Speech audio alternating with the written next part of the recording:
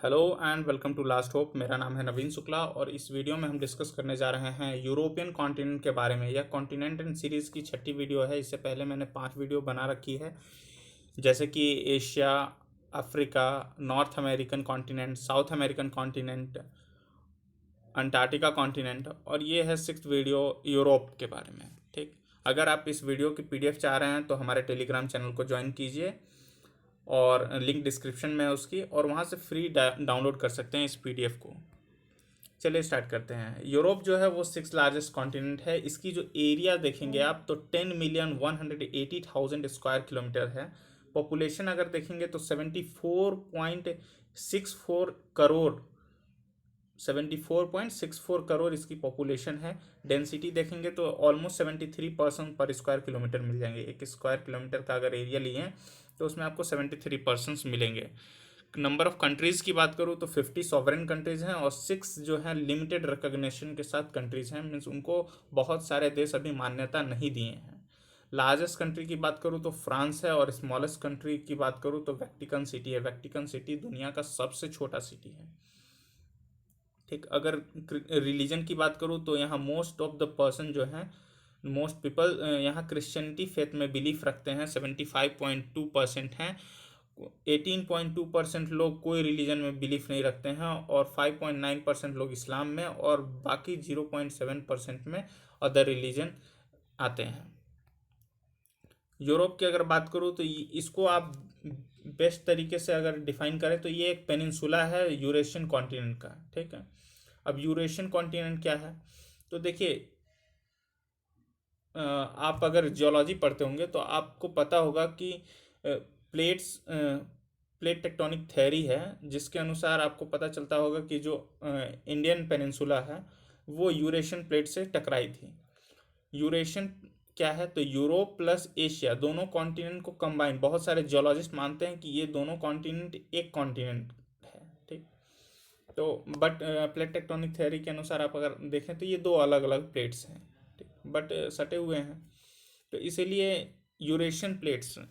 बहुत लोग कहते हैं कि ये देखिए, सपोज ये है यूरोप का और ये इधर एशिया का कॉन्टिनेंट है, और दोनों कॉन्टिनेंट सटा हुआ है। तो इन दोनों कॉन्टिनेंट को अगर आप साथ में देखें तो यूरेशियन कॉन्टिनेंट है, और माना जाता है कि ये एक पेनिनसुला है यूरेशियन प्लेट का। तो पेनिनसुला क्या होता है तो a piece of land surrounded by water from 3 side, means इस साइड भी वाटर, इस साइड भी वाटर, इस साइड भी वाटर। तो क्या यहाँ ऐसा है तो हाँ है। इधर देखिए मेडिटेरेनियन सी है, इधर अटलांटिक ओशन है, और ऊपर में आर्टिक ओशन है। तो इसीलिए इसको आप पेनिनसुला डिस्क्राइब कर सकते हैं यूरेशियन प्लेट का। ठीक, अब क्या है तो बहुत सारे इसमें कंट्रीज जो हैं आप देखिएगा, जैसे कि रशिया है और भी बहुत सारे कंट्रीज़ हैं, तो वो क्या है कि दोनों कॉन्टिनेंट का पार्ट है। यूरोपियन कॉन्टिनेंट का भी पार्ट है और एशिया कॉन्टिनेंट का भी पार्ट है। तो आप बोलोगे कि कहाँ से ये, मतलब कैसे पता चलेगा कि कहाँ से कॉन्टिनेंट अलग होती है, मीन्स कहाँ से लेके यूरोपियन कॉन्टिनेंट कहलाता है और कहाँ से एशियन कॉन्टिनेंट कहलाता है। तो देखिए क्या है कि यहाँ एक यूराल माउंटेन है। ठीक, यहाँ कैस्पियन सी है, ये ब्लैक सी है, और कॉ यहाँ कॉकेशियस माउंटेन है। ठीक, यही मिलके एक बाउंड्री डिफाइन करती है। कुछ इस प्रकार से बाउंड्री बन जाती है, और इसी बाउंड्री से हम लोग डिमार्केट करते हैं कि इसके इधर वाला जो पोर्शन है वो पूरा पोर्शन को हम क्या कहते हैं, यूरोपियन कॉन्टिनेंट कहते हैं। ये पूरी जो कॉन्टिनेंट है वो आप देखिएगा कि बहुत सारे पेनिनसुला से और बहुत सारे आइलैंड से मिलके बनी हुई है। और कभी कभी ऐसा लगता है कि ये जो जितने भी ओशन हैं वो अपने आर्म को, अपने बाहों को इस कॉन्टिनेंट के बीच में फैलाए हुए हैं। आप देख रहे होंगे ये जितने भी कॉन्टिनेंट के किनारे किनारे जितने भी ओशन हैं वो बहुत सैलो हैं, मीन्स ज़्यादा डेप्थ नहीं है इनकी। इसलिए बहुत ही बेस्ट फिशिंग ग्राउंड प्रोवाइड करते हैं ये पूरे कॉन्टिनेंट को। वो एक कहावत है ना कि देखन में छोटन लगे घाव करे गंभीर, कुछ ये कहावत इस कॉन्टिनेंट के साथ बहुत ही फिट बैठती है। ये कॉन्टिनेंट भला ही 6th लार्जेस्ट कॉन्टिनेंट है पूरे वर्ल्ड में, बट ये इस कॉन्टिनेंट ने लास्ट 3 सेंचुरीज में अपने दुनिया के हर कोने में जाके अपनी छाप छोड़ी है। यहाँ के लोग बहुत ही मेहनती होते हैं और ये एकमात्र ऐसा कॉन्टिनेंट है जिसने अपने पॉपुलेशन के साथ साथ अपने प्रॉस्पेरिटी पे भी इक्वली ध्यान दिया है। मीन्स ये एकमात्र ऐसा कंट्री है जो कि पॉपुलस और प्रॉस्पेरस दोनों है। यहाँ के लोगों की प्रॉस्पेरिटी का एकमात्र सीक्रेट है कि इनके पास जो भी रिसोर्सेज अवेलेबल था, नेचुरल रिसोर्सेज जो भी इनके पास अवेलेबल थी, उसकी इन्होंने बेस्ट पॉसिबल यूज़ करके दिखाई है। ये कॉन्टिनेंट कुछ मेजर पॉलिटिकल डिवीज़न में बटी हुई है, जैसे कि आप ये देख रहे होंगे आइसलैंड, ये नॉर्वे, ये स्वीडन, ये डेनमार्क। इनको हम एक साथ इस ग्रुप को बोलते हैं स्कैंडिनेवियन कंट्रीज। क्या बोलते हैं? Scandinavian countries. ठीक, अब इसको देखिए, इस्टोनिया, लैटविया, लिथुआनिया, इन कंट्रीज़ को हम साथ में बोलते हैं बाल्टिक स्टेट। क्या कहते हैं? Baltic state. फिर ये देखिए, ये है नीदरलैंड, ये है बेल्जियम, ये है लग्जमबर्ग। इनको कहते हैं लो कंट्रीज़। क्या कहते हैं? लो कंट्रीज़। फिर ये देखिए, रोमानिया, सर्बिया, मोंटेनेग्रो, क्रोएशिया, उसके बाद फिर ग्रीस, बल्गेरिया। इन कंट्रीज़ को साथ में बोलते हैं बाल्कन स्टेट। क्या कहते हैं? बाल्कन स्टेट है। और उसी में आप देखिएगा सर्बिया जो है और मोंटेनेग्रो जो है, उनको हम साथ में कहते हैं यूगोस्लाविया। क्या कहते हैं? यूगोस्लाविया। फिर देखिए इटली और ग्रीस, इनको हम कहते हैं एंसेंट सिविलाइजेशन, क्योंकि माना जाता है कि दुनिया की जो सबसे पुरानी सिविलाइजेशन है यहीं से आई है। फिर यहाँ देखिए, आपको ये भी दिख जाएगा वेटिकन सिटी। वेटिकन सिटी दुनिया का सबसे छोटा कंट्री है। ठीक, वेटिकन सिटी इसलिए भी पॉपुलर है क्योंकि यहाँ जो रोमन कैथोलिक चर्च जो है उसका हेडक्वार्टर भी है, और जो यहाँ पोप हैं, क्रिश्चियन धर्म के जो द पोप होते हैं, वो भी यहीं रहते हैं, इसलिए भी ये वेटिकन सिटी पॉपुलर है। यहाँ देखिएगा तो आपको मिलेगा आयरलैंड। ये भी दो कंट्रीज़ मिलके बनी हुई है। ऊपर में है द नदर्न आयरलैंड, और नीचे वाली जो है वो आयरिश रिपब्लिक है। क्या है? Irish Republic. स्कॉटलैंड, वेल्स और इंग्लैंड, इन तीनों को साथ में बोलते हैं ग्रेट ब्रिटेन। क्या कहते हैं? Great Britain. और इस आयरलैंड और द ग्रेट ब्रिटेन को साथ में अगर आप ले आइएगा तो इसको कहते हैं ब्रिटिश आइसलेस। क्या कहते हैं? ब्रिटिश आइसलेस। अब चलिए फिजिकल फीचर की बात करता हूँ। तो यूरोपियन कॉन्टिनेंट को बेसिकली मैंने चार मेजर फिजिकल डिवीजन में बांटा है। The northern western highlands, the northern European plains, the central uplands और द अल्पाइन सिस्टम्स। इनको वन बाय वन चलिए डिस्क्राइब करता हूँ।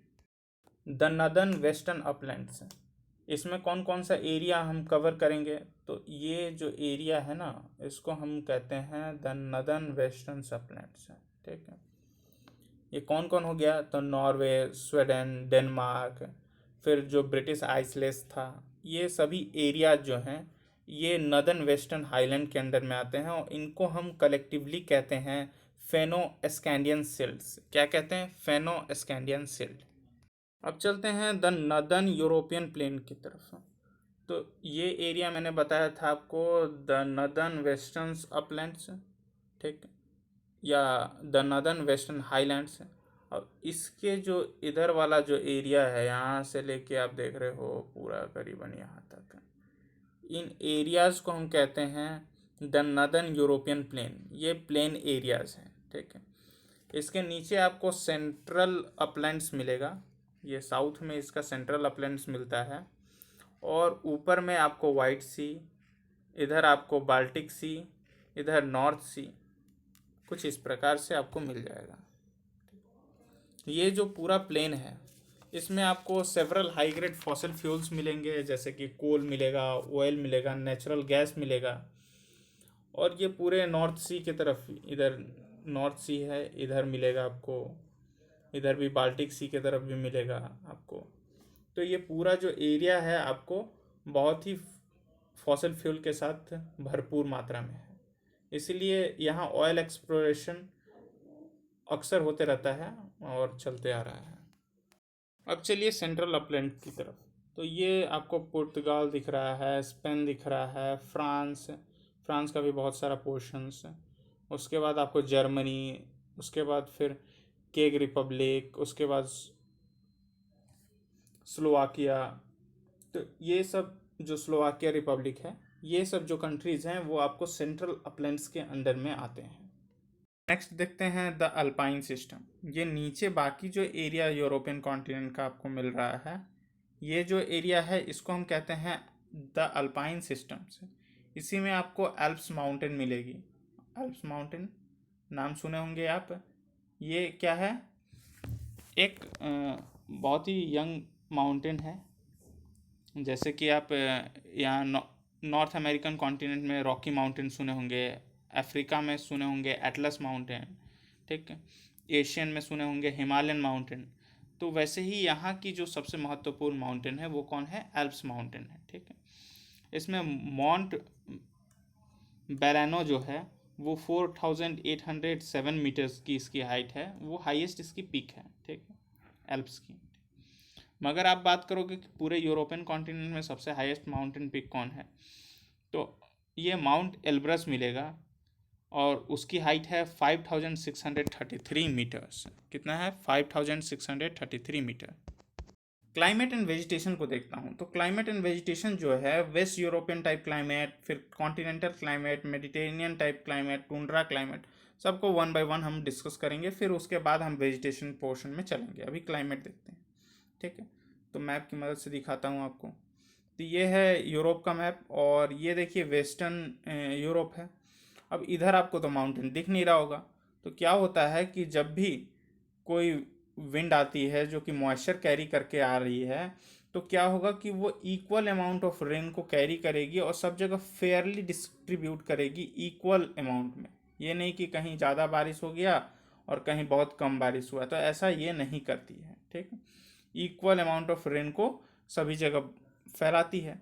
अब ये देखिएगा जो समुद्र के किनारे वाले जो इलाके हैं, तो यहाँ क्या होता है कि सी का इफेक्ट भी होता है, मीन्स समुद्र का काफ़ी, ओशन का काफ़ी गहरा इफेक्ट पड़ता है। इसीलिए यहाँ जो समर होता है वार्म होता है और विंटर जो होता है वो कूल होता है।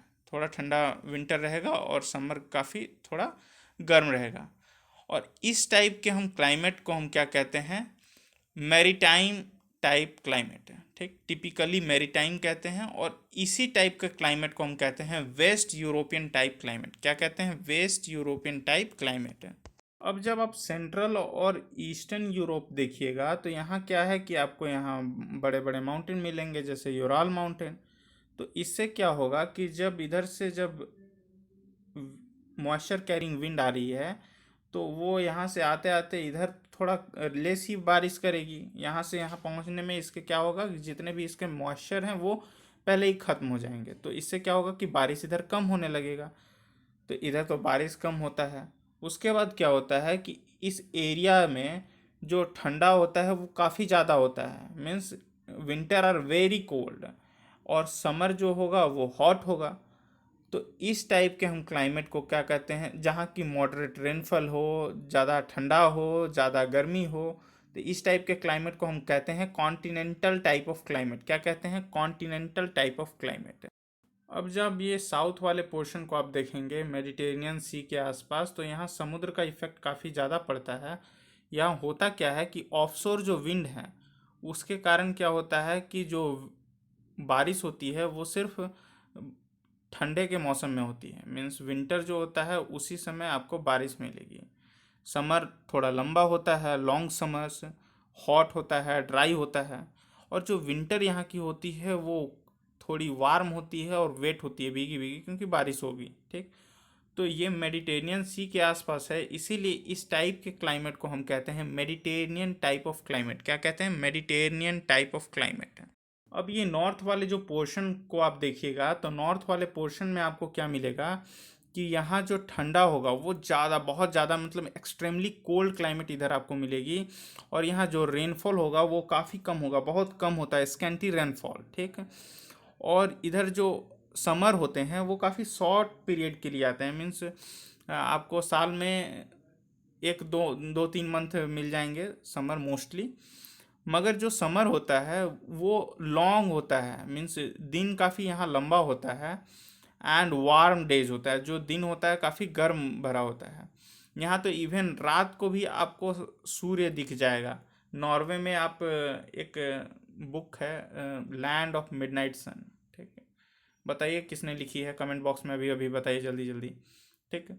नॉर्वे में आपको रात को ही दिख जाएगा सन, इसीलिए उसको लैंड ऑफ मिडनाइट सन कहते हैं। जो क्लाइमेट आपको मिलती है उसको हम कहते हैं टुंड्रा क्लाइमेट है, ठीक है। क्या कहते हैं? टुंड्रा क्लाइमेट है। ये वेजिटेशन की बात करूं तो ये जो मेडिटेरेनियन इलाका था वहाँ मैंने कैसा बताया कि यहाँ मेडिटेरेनियन टाइप ऑफ क्लाइमेट मिलती है। मीन्स यहाँ जो समर होता है काफ़ी हॉट होने वाला है, ठीक, लॉन्ग समर होगा। तो यहाँ ड्रॉट वाली कंडीशन बन जाती है। तो ड्रॉट वाले कंडीशन में क्या होगा कि यहाँ जो ट्री होंगे वो काफ़ी छोटे होंगे, बौने साइज़ के होंगे और डीप रूटेड होंगे। उनकी जो रूट होगी काफ़ी अंदर तक होगी, गहरी होगी, ठीक। लिप्स काफ़ी छोटे छोटे होंगे या तो नहीं भी होंगे, थ्रोनी होंगे, थिक होंगे, काफ़ी ग्लोसी होंगे, ठीक। तो किस टाइप के, वो कुछ एग्जांपल देख लेते हैं। तो आपको इधर मिल जाएगा olive, fig, grapes, oranges, mostly इस टाइप के फ्रूट्स मिलते हैं इस रीजन में। अब ये देखिए टुंड्रा रीजन मैंने आपको बताया था। तो यहाँ आपको मोस्टली जो ट्रीज मिलेंगे वो लाइकेन मिलेंगे, मॉसेस मिलेंगे और फ्यू स्टंटेड ट्रीज मिलेंगे। उसी से थोड़ा सा साउथ में अगर आप आइएगा तो ये जो एरिया है यहाँ आपको टाइगर रीजन इसको कहते हैं। यहाँ आपको कॉनिफर्स ट्रीज मिलेंगे जो कि टॉल होंगे, स्ट्रेट होंगे, कोन लाइक शेप बनाएंगे कुछ इस टाइप का, ताकि वो जो स्नोफॉल होता है उसको रेसिस्ट कर सकें। तो इस टाइप के ट्रीज मिलेंगे इस टाइगा वाले रीजन में, ठीक है। उन ट्रीज का नाम क्या है, कुछ एग्जांपल देख लेते हैं। तो पाइन, स्प्रूस, फिर ये बहुत ही कॉमन है, ठीक है। थोड़ा इसे साउथ वाले एरिया में आएंगे तो आपको कॉनिफर्स और डिसूडियस फॉरेस्ट के मिक्सचर मिलेंगे, मीन्स अमलगम मिलेगा। यहाँ आपको दोनों टाइप के ट्री मिलने वाले हैं आपको, जैसे कि ओक, ऐश, पोपलर, ये सब ट्रीज जो हैं वो काफ़ी कॉमन है इस एरिया में। अब इस साउथ ईस्टर्न रीजन में आइएगा तो आपको यहाँ ग्रासलैंड मिलेगा। जैसे कि आप नॉर्थ अमेरिकन कॉन्टिनेंट में ग्रासलैंड देखे होंगे, प्रेरीज, ठीक है। तो उसी तरह यहाँ जो आपको ग्रासलैंड मिलेगा उसका नाम है स्टेपीज। क्या नाम है? स्टेपीज। तो नॉर्थ अमेरिकन कॉन्टिनेंट में जो ग्रासेस थे वो शॉर्टर हाइट के थे, मगर यहाँ जो आपको ग्रासेस मिलेंगे वो काफ़ी टॉलर होंगे, ठीक है, काफ़ी टॉलर होंगे।